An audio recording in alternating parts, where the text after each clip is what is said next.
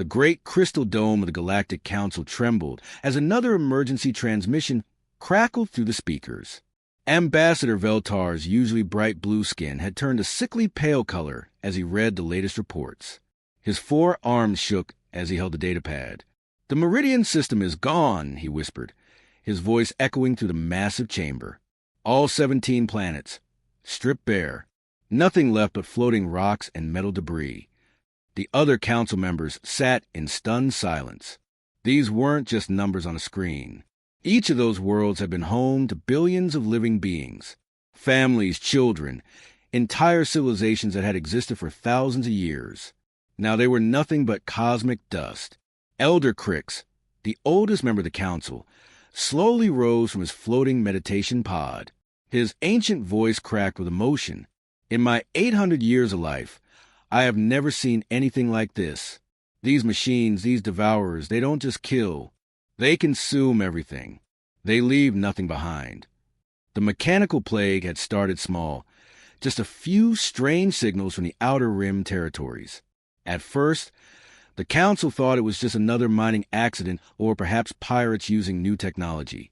They had dealt with such problems before through peaceful negotiation and trade agreements. But the Devourers weren't interested in negotiation. The first world to fall had been a peaceful farming colony called New Eden. The inhabitants sent cheerful messages right up until the end, talking about strange new visitors who were interested in their technology. Then the transmission stopped. When the council sent a research ship to investigate, they found only an empty shell of the planet, its core mined out and its atmosphere stripped away. That had been 6 months ago. Since then, the Devourers had consumed over 40 worlds. "They learn from everything they touch," reported Dr. Zephin, the council's chief scientist. Her normally steady tentacles writhed with anxiety. "Each time we develop a new defense, they adapt within hours.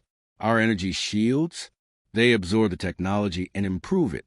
Our evacuation ships, they copy our engines and become faster. We're not fighting an enemy, we're feeding it." The truth was becoming clear to everyone in the chamber. The peaceful species of the Galactic Council had never developed serious military technology. Why would they? For over 1,000 years, they had solved every conflict through diplomacy, trade, and mutual understanding. War was something from the ancient past, a crude concept that civilized beings had outgrown. But the Devourers didn't care about civilization. "What about the archive worlds?" asked Ambassador Thrain, desperation creeping into his voice. Surely the ancient databases contained some solution? Dr. Zephin's expression grew even more grim.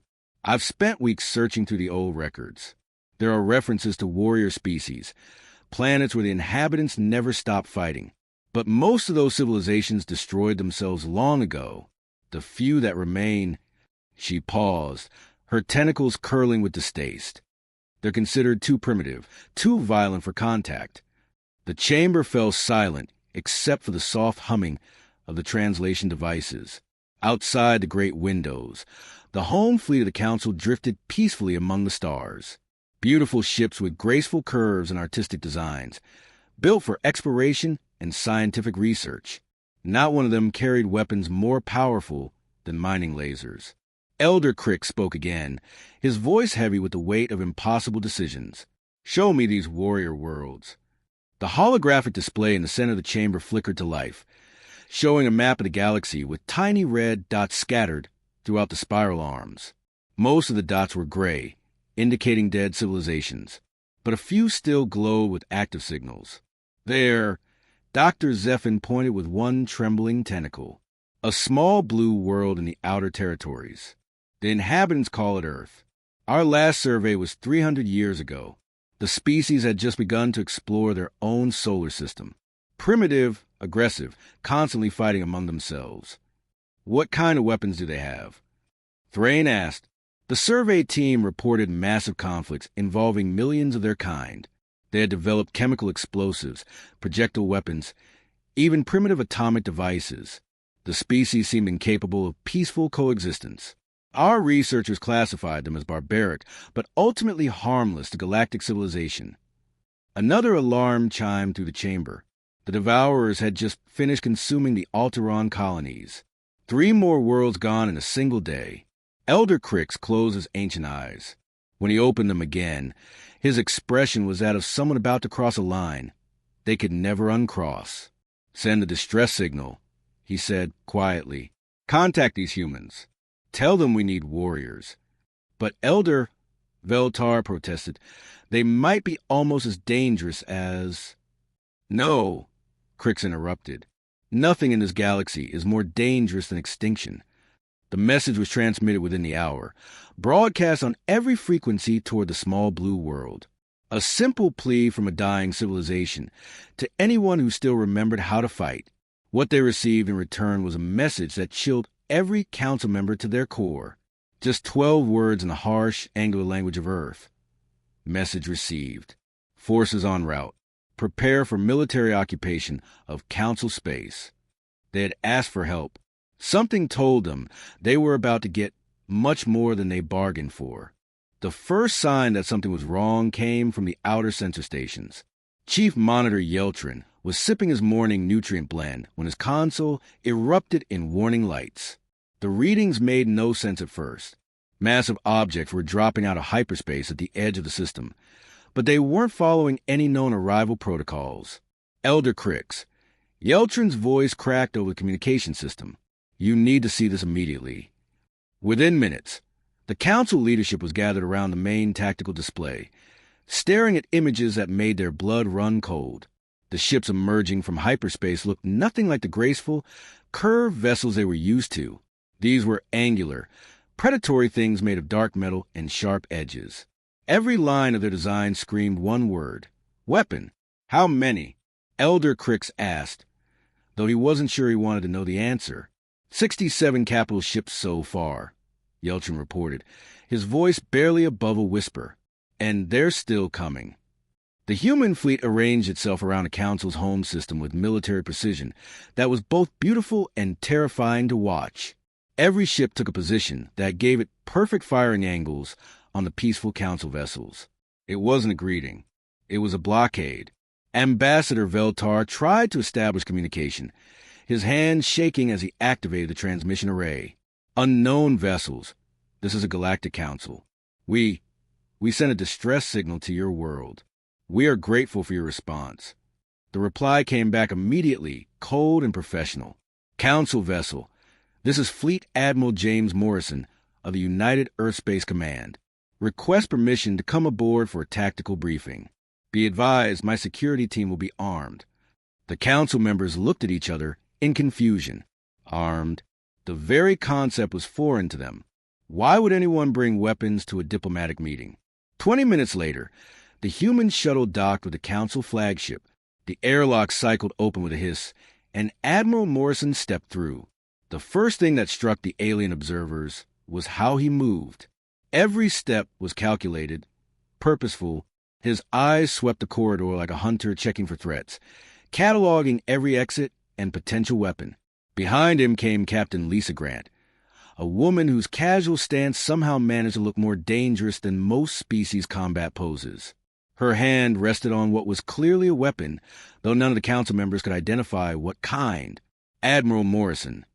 Veltar stepped forward, trying to project the calm dignity that had served him well in countless diplomatic encounters. "Welcome to our vessel. We are honored by your presence." Morrison's gray eyes studied the ambassador for a long moment before he replied. "Let's skip the pleasantries. You called for military assistance. Show me the tactical situation." The briefing room had been hastily prepared for the human delegation, but nothing could prepare the council for what happened next. As soon as the holographic display activated, showing the spread of the Devourer plague across the galaxy, Morrison and his officers transformed. They didn't just look at the data. They devoured it. Morrison's eyes tracked infection vectors with predatory intensity. Captain Grant pulled out a small device and began recording strategic positions. Another officer, introduced only as Colonel Williams, asked rapid-fire questions about Devourer capabilities that made the Council scientists stumble over their answers. "Show me their attack patterns," Morrison demanded. "Well, they don't really attack in the traditional sense," Dr. Zephin explained nervously. "They simply arrive at a world and begin converting all matter into more themselves." "Defense systems?" We don't have any military installations, per SE. Our shields are designed for asteroid deflection and solar radiation. Morrison held up a hand, cutting her off. You call for help against an expanding military threat, and you have no weapons? The silence that followed was painful. Elder Crix finally spoke, his ancient voice heavy with shame. We are a peaceful civilization, Admiral. We have not waged war in over 1,000 years. Something shifted in Morrison's expression. It wasn't contempt exactly, but it was close. He looked at the council members the way a wolf might look at a flock of sheep. Captain Grant, he said without taking his eyes off the aliens. Signal the fleet. Implement Protocol 7. Protocol 7? Veltar asked nervously. Grant's smile was sharp as a blade. Complete military occupation of the system. All civilian traffic is now under our control. Any ship that moves without our permission gets vaporized. The council members recoiled in shock. But we're allies. Thrain protested.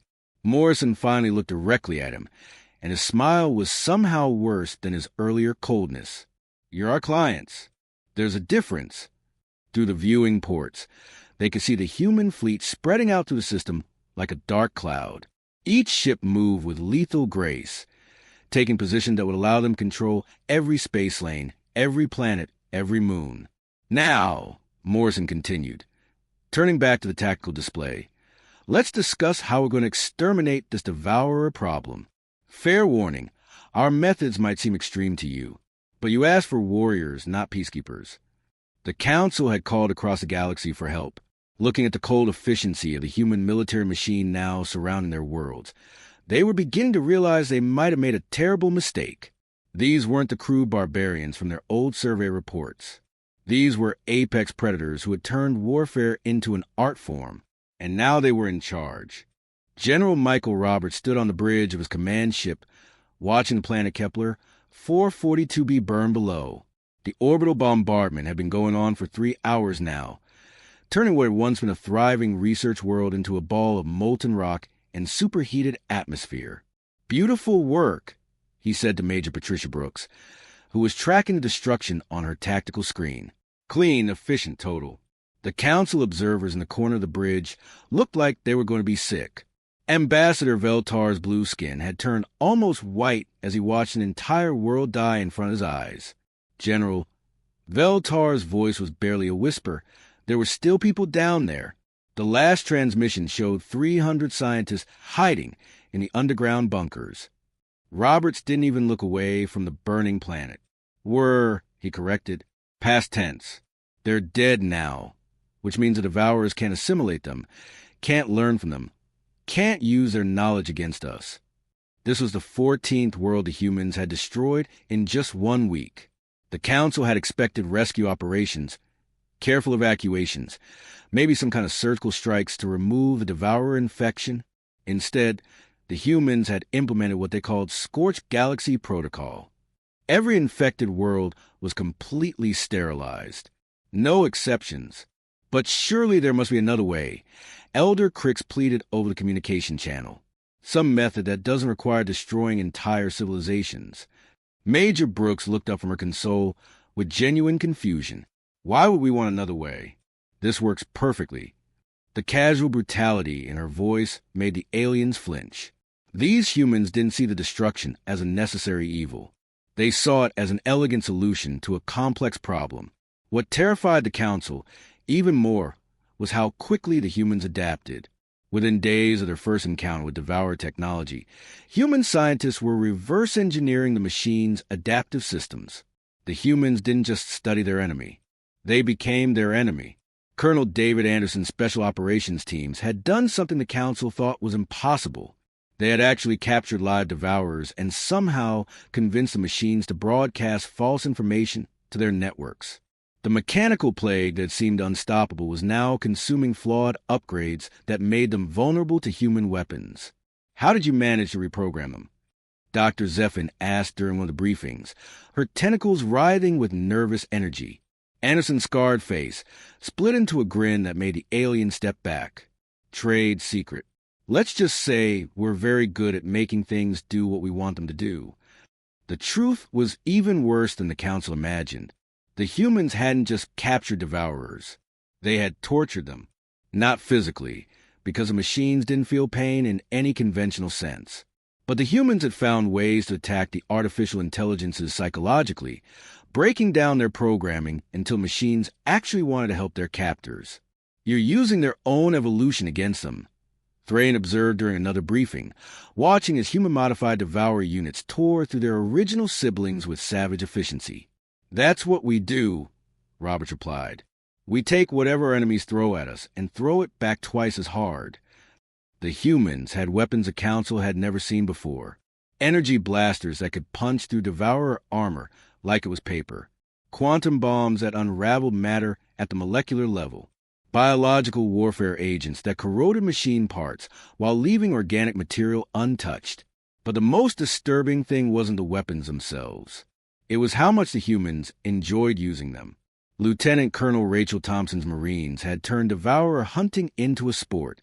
They competed to see who could destroy the most units, traded stories about their most creative kills, and actually seemed disappointed when battles ended too quickly. Contact at 3 o'clock. Sergeant Mark Davis called out over the radio during one engagement. Looks like a full harvester unit. Finally, Thompson's voice crackled back. I was getting bored. The Council observers watched in horror as the human squad set up an elaborate trap, using civilian distress signals as bait to lure the devourers into a kill zone. When the machines arrived, expecting easy prey, they walked into a nightmare of crossfire and explosions. That's 15 for my team, Thompson announced cheerfully as the last devourer unit collapsed. Davidson's squad owes us drinks for a month. This is insane, Vel Tar whispered to his aide. They're treating this like a game. But it wasn't a game. It was something far more frightening. The humans had turned warfare into entertainment, death into art, and genocide into routine procedure. They didn't just fight their enemies. They celebrated their destruction. Captain Robert Miller's intelligence division had achieved what the Council thought was impossible. Through methods they refused to explain, the humans had traced the devourers back to their point of origin. The machines hadn't randomly appeared in the galaxy. They had been created as weapons by some long-dead civilization and left to evolve on their own. We know where they came from, Miller announced during a strategy meeting, and we know how to make sure they never come back. The final assault was already being planned. The Council had asked for salvation from extinction. What they were getting was something far more comprehensive. The humans weren't just going to stop the devourer plague. They were going to erase it so completely that it would be as if the machines had never existed at all. Lieutenant Colonel Rachel Thompson pressed herself against the twisted metal wreckage, her heart pounding with excitement rather than fear. Around her, the ruins of what had once been Zirian Prime stretched out like a mechanical graveyard. The devourers had turned this world into a massive factory before the humans arrived, and now it was the perfect hunting ground. Movement detected, whispered Sergeant Mark Davis through her earpiece. 2 clicks northwest. Looks like our bait worked. Thompson smiled beneath her helmet. For 3 days, her team had been broadcasting a fake distress signal from a disabled Council research ship. The signal told a perfect story of helpless scientists trapped in their vessel, just waiting to be rescued, or in the devourer's case, assimilated. What the machines didn't know was that the ship was packed with enough experimental explosives to crack a small moon in half. Remember the bet, people, Thompson announced to her squad. Davidson's team thinks they're hot stuff after last week. Let's show them how real hunters work. Corporal Jennifer Scott adjusted her position behind a pile of scrap metal, checking her weapon one more time. The humans had stopped using regular ammunition weeks ago. Now they fired devourer technology back at the machines, bullets made from the enemy's own adaptive materials. The irony was almost poetic. The Council observers monitoring the operation from orbit couldn't understand what they were witnessing. Dr. Zeffin's tentacles trembled as she watched the tactical display. They're enjoying this, she whispered to Ambassador Veltar. Look at their bio readings. Their stress levels are actually going down during combat. It was true. The humans didn't just tolerate warfare. They thrived on it. Thompson's squad had been hunting devourers for 3 months, and each engagement seemed to energize them more than the last. They planned elaborate traps, developed new tactics on the fly, and treated every kill like a personal victory. Contact in 60 seconds, Davis reported. Full harvester unit. Just like we hoped. They're moving straight for the bait. The approaching Devourer force was massive. 50 individual units working in perfect coordination, their mechanical bodies gleaming in the alien sunlight. Each one was the size of a small building, equipped with weapons that could level a city block and adaptive armor that had resisted every previous attempt to destroy them. The humans weren't intimidated. If anything, they seemed more excited. Thompson to all units. She broadcast on the tactical frequency. Remember, we want them close before we spring the trap. Let them get nice and comfortable. What disturbed the Council most wasn't human tactical brilliance. They had expected that. What unsettled them was the psychological warfare. The humans had somehow figured out how to terrorize machines that weren't supposed to have emotions. Captain Robert Miller's intelligence unit had achieved something the Council thought was impossible. Through weeks of careful analysis and what he called predatory intuition, Miller had traced the Devourer network back to its source. The machines hadn't just randomly appeared in the galaxy. They were weapons, created by an ancient civilization and abandoned to evolve on their own. 30 seconds, Davis announced. They're scanning the bait ship now. Thompson could see them through her scope. The Devourers moved with mechanical precision, but there was something else now. Something that looked almost like caution. The humans had taught them to be afraid. Over the past months, Thompson's teams had developed tactics that went beyond simple destruction. They captured Devourer units and reprogrammed them to broadcast false information. They set up fake battles to waste enemy resources. They even convinced some machines to attack their own networks. The psychological impact was devastating. The Devourers had begun to hesitate, to second-guess their own programming.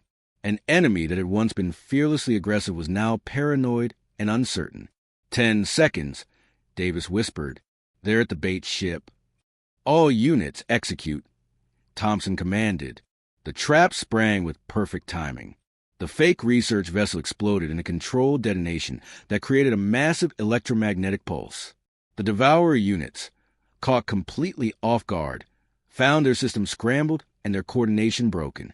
Before they could recover, Thompson's squad opened fire from 6 different positions. Their weapons weren't just bullets anymore. They were smart ammunition, programmed with Devourer technology to adapt and evolve during flight. The machines found themselves under attack by their own evolutionary principles. That's beautiful. Scott laughed as her shots tore through Devourer armor like it was paper. They're literally destroying themselves trying to adapt to weapons that keep changing. The battle was over in minutes. 50 Devourer units lay scattered across the battlefield, their mechanical bodies torn apart by their own adaptive systems. The humans had turned the machine's greatest strength into their ultimate weakness. Final count, Davis announced cheerfully. 47 confirmed kills, 3 assists. That puts us way ahead of Davidson's team. Thompson pulled off her helmet, grinning at the carnage around her. Not bad for a morning's work. Miller's intel was perfect as usual. The Council observers watched in stunned silence as the humans began collecting trophies from the destroyed machines. They weren't just soldiers anymore. They were hunters who had found the ultimate prey. And somewhere in the depths of space, the source of the Devourer plague was waiting. The humans had traced it, studied it, and now they were coming for it. The hunt was about to reach its final phase. Admiral Morrison stood in the heart of the Devourer homeworld, surrounded by the twisted metal architecture that had once been the source of the galaxy's nightmare. The air itself seemed to hum with dying energy as massive towers collapsed around him, their quantum cores finally succumbing to the virus his team had unleashed. Commander Susan Hayes wiped the sweat from her forehead as she stepped back from the central control matrix. Her hands were covered in a strange blue substance that seemed to shift and move on its own. That's it, she announced with satisfaction. The cascade failure is propagating through their entire network.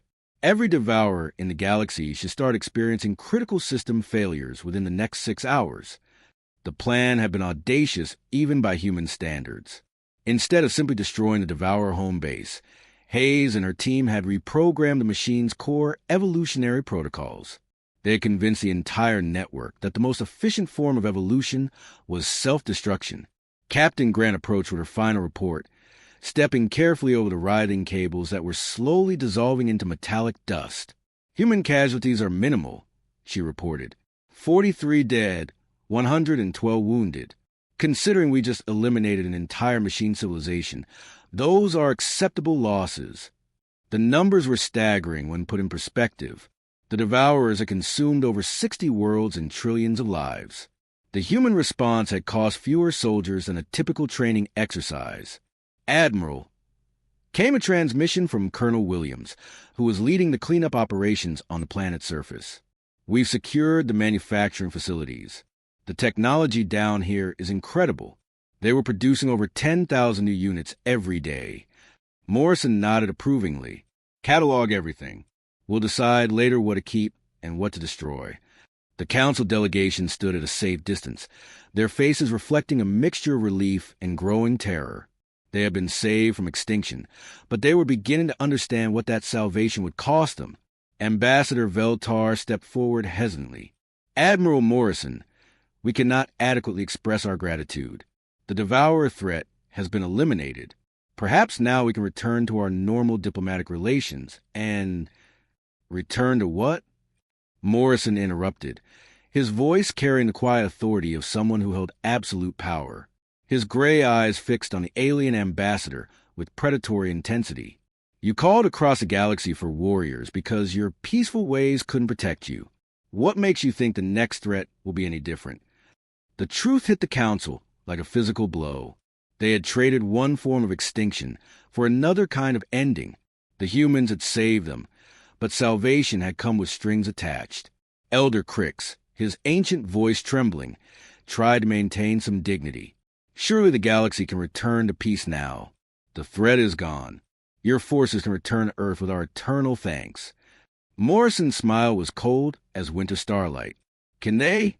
Tell me, Elder, what happens when the next crisis emerges? Another machine plague?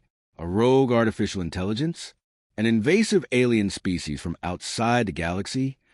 The questions hung in the air like poison. The Council had no answers because they had never developed the capability to find answers. For 1,000 years, they had relied on diplomacy and peaceful negotiation. Those tools were useless against threats that didn't want to negotiate. Colonel Williams emerged from the command bunker, his uniform stained with mechanical fluids, and carrying a datapad full of intelligence reports. Admiral, preliminary analysis shows 17 potential threats in this galaxy alone. Dormant AI networks, unstable wormhole phenomena, and at least 3 species showing signs of aggressive territorial expansion. Morrison accepted the report with professional satisfaction. Looks like we'll be staying busy. The council members exchanged terrified glances. The humans weren't offering to leave. They were planning to stay permanently. Of course, Morrison continued, his tone becoming almost conversational. We're not conquerors. We're protectors. The Galactic Council will continue to govern civilian affairs, manage trade routes, oversee scientific research, all perfectly normal activities. And military affairs? Veltar asked, though he was afraid of the answer. Will be handled by professionals, Captain Grant replied smoothly. You'll find our protection services very reasonable. We ask only for basing rights, resource allocation for our fleets, and the authority to respond to threats as we see fit. The language was diplomatic, but the meaning was clear. The humans were offering protection in exchange for submission. The Council would survive as a civilian government under military oversight. They would live, but they would never again control their own destiny. Dr. Zephin's tentacles writhed with barely controlled panic. But what if we refuse?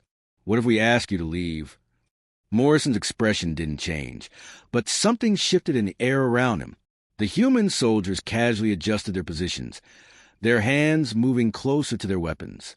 The message was subtle but unmistakable. That would be unfortunate, Morrison said quietly, because then you'd be unprotected. And this galaxy is a dangerous place.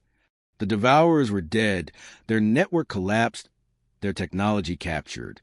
The immediate threat was gone, but the humans had revealed something far more frightening than any machine plague. They had shown the galaxy what apex predators looked like when they decided to stay. The Council had called for saviors and received Earth's finest warriors. Now those warriors were in charge, and they had no intention of giving up control. The age of peace was over. The age of human protection had begun.